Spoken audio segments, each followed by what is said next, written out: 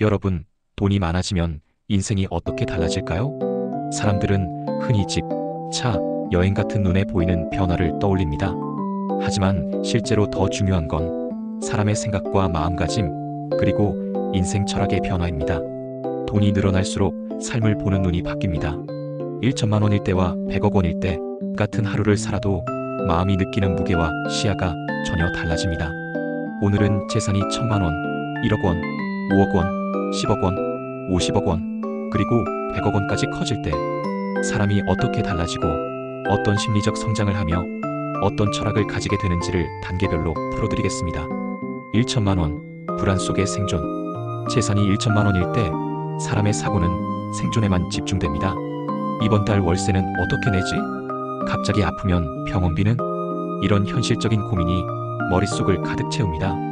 이 단계의 특징은 불안정한 마음입니다. 조그마한 지출에도 크게 흔들리고 미래는 멀리 내다볼 수 없습니다. 저축이나 투자는 사치처럼 느껴지고 내일을 계획하기보다 오늘을 버티는 데 집중합니다. 이 시기의 사고방식은 돈이 나를 지배한다에 가깝습니다. 돈이 적으니까 선택권이 없습니다. 사람은 더 신중해지지만 동시에 더 조급해집니다. 자존감도 낮아지고 나는 왜 이렇게 힘들까라는 자책에 빠지기 쉽습니다. 관계에서도 비슷한 현상이 나타납니다. 돈이 부족하니 약속을 피하거나 소비가 많은 모임에 나가지 않게 됩니다. 결국 인간관계도 줄어들고 외로움까지 따라옵니다. 1억 원 안정과 미래, 설계의 시작. 1억 원을 모으게 되면 사람의 생각은 달라집니다. 이제는 최소한의 안정이 생기면서 불안이 줄어듭니다. 전세를 마련하거나 안정적인 자산을 가진 상태가 되면서 이제 조금은 괜찮다라는 안도감이 찾아옵니다. 이 단계의 심리 변화는 내일을 준비할 수 있다입니다. 돈을 단순히 쓰는 대상이 아니라 지켜야 할 자산으로 보기 시작합니다. 그러면서 투자라는 단어를 처음으로 진지하게 고민합니다. 하지만 동시에 또 다른 불안이 생깁니다. 이 돈을 잃으면 어떻게 하지? 지키고 싶은 게 생기면서 책임이 늘어난 겁니다. 관계에서는 조금 자신감이 생깁니다. 나도 최소한의 기반은 마련했다는 안정감이 태도에 묻어나옵니다. 하지만 여전히 상류층 모임에 들어가기엔 부족하기 때문에 자존감과 열등감이 섞여 있는 복잡한 감정을 경험합니다. 5억 원 자신감과 가능성의 발견. 5억 원 자산은 사람의 심리를 크게 바꿉니다. 집을 가질 수 있고 불안에서 벗어나면서 자신감이 생깁니다. 나는 최소한 실패하지는 않겠다.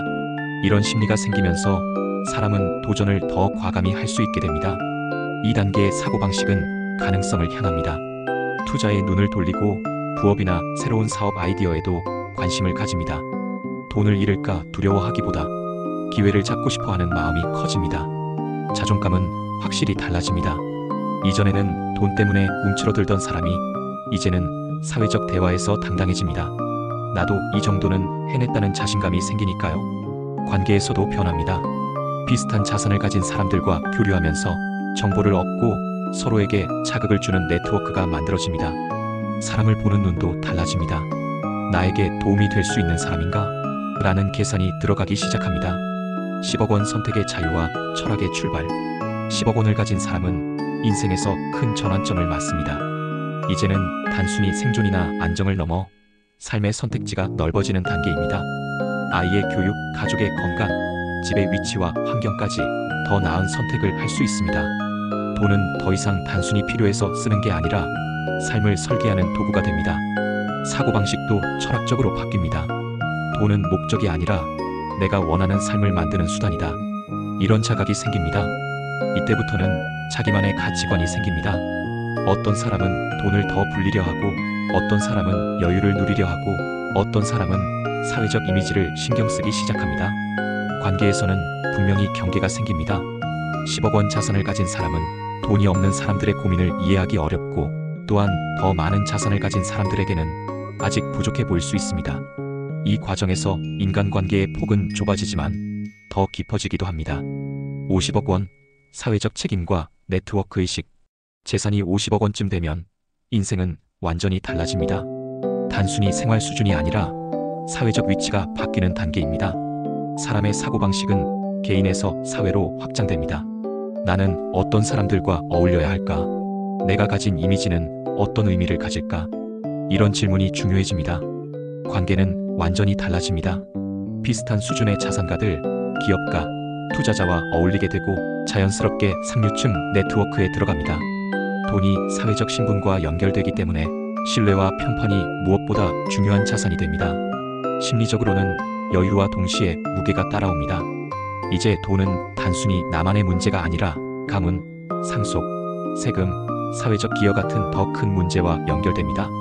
이 단계에서 사람들은 돈을 버는 것보다 지키는 게 더 어렵다는 걸 깨닫습니다.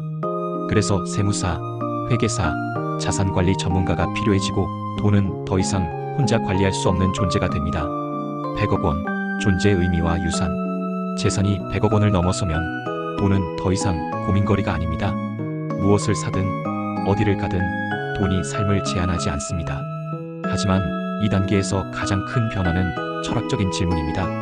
돈 말고 나는 어떤 흔적을 남길 것인가? 내가 떠난 뒤에도 이 재산이 어떤 가치를 만들어낼 수 있을까?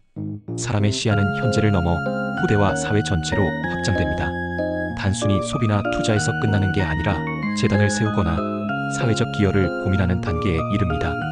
이때부터 돈은 자유이면서 동시에 책임이 됩니다. 가문과 후손을 위한 상속증여 문제, 사회적 평가, 심지어 정치 언론과도 얽히게 됩니다. 그리고 인간관계는 역설적으로 좁아집니다.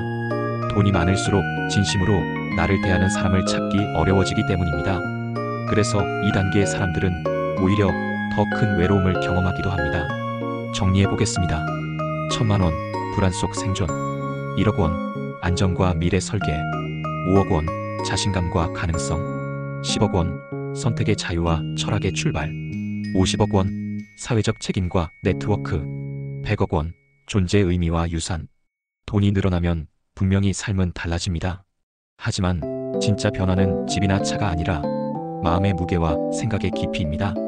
돈이 적을 때는 생존과 불안이 전부였다면 돈이 많아질수록 철학과 책임, 그리고 나라는 존재의 의미를 묻게 됩니다. 여러분은 지금 어느 단계에 계신가요? 그리고 앞으로 돈과 함께 어떤 생각과 철학을 키워가고 싶으신가요?